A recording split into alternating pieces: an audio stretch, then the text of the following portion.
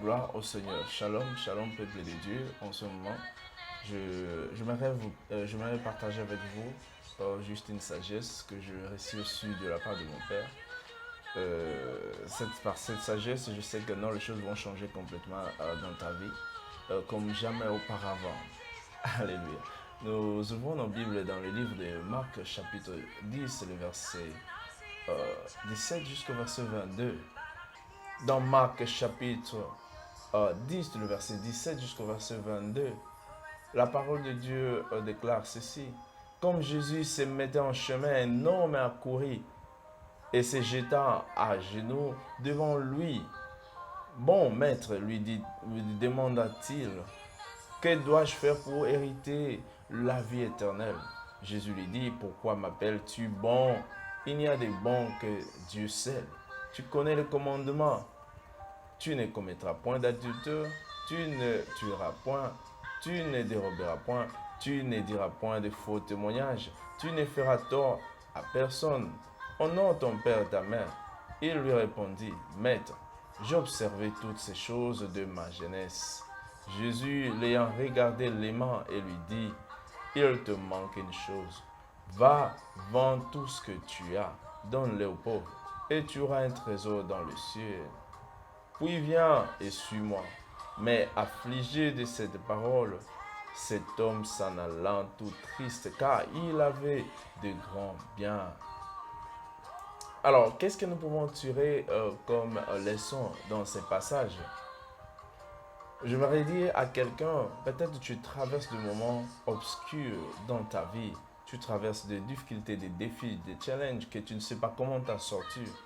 Tu as déjà fait beaucoup d'efforts, tu as gêné, tu as prié, tu as rencontré des pasteurs, tu as rencontré des prophètes, tu as rencontré plusieurs personnes. Et que les choses s'empirent davantage, les choses ne changent pas. Mais on te dit toujours de prier, on te dit de faire ceci, de jeûner, on te dit de toutes ces choses. Mais j'aimerais te dire quelque chose en ce moment qui va changer complètement ta vie. Lorsque nous attendons quelque chose de la part de l'Éternel, alors, nini sengena biso tout ça. Même ce qui est oumeli, ça prend du temps pour la réalisation, pour sa réalisation, que cela puisse tarder ou pas pour son accomplissement. Les grands problèmes dans cette situation n'est pas de dire j'ai déjà pour voir ce qui l'a arrivé. J'ai déjà quelque chose, j'ai déjà fait ceci, j'ai déjà mangé, j'ai déjà jeûné, j'ai déjà visité telle personne. Mais il faut plutôt se demander sur ce qui me reste à faire pour voir arriver ce que je désire. Qu'est-ce que je dois faire après que j'ai déjà tout accompli? Cet homme se disait au fond de lui, il avait tout respecté les commandements.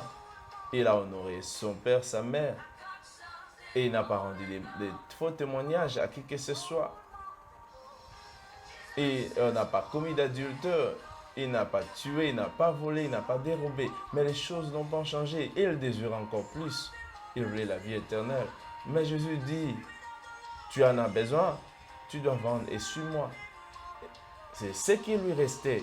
Mais il ne savait pas ce qu'il devait faire. En ce moment, peut-être, il peut être en difficulté.